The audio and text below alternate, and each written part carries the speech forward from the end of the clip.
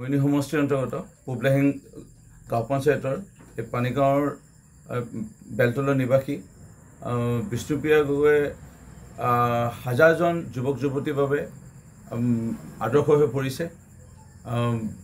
তাই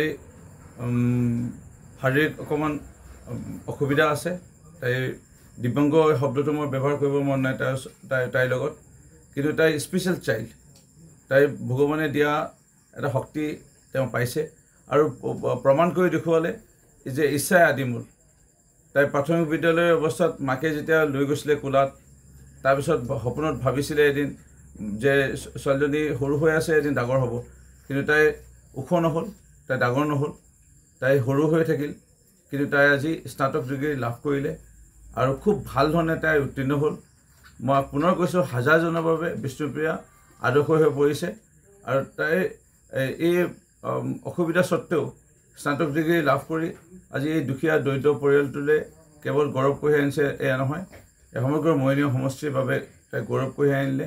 আমি আজি শুভেচ্ছা জ্ঞাপন কৰিলোঁ আৰু তাইক যি পাৰিছিলোঁ তাইৰ জীৱনৰ এই সময়লৈকে তাইক মাজে মাজে সহায় কৰিছিলোঁ আৰু বিধায়ক হিচাপে তাইক কথা দিছোঁ যে ভৱিষ্যতৰ দিনৰ বাবে যি তাই পঢ়িব বিচাৰে, মাষ্টাৰ ডিগ্ৰী কৰিব বিচাৰিছে, কম্পিউটাৰ পঢ়িব বিচাৰিছে, যি পঢ়িবলৈ তাই ইচ্ছা কৰিছে, মোৰ সামৰ্থ্য অনুযায়ী যিমান পাৰে মই সহায় কৰিম আৰু তাইক অভিনন্দন জনাইছোঁ।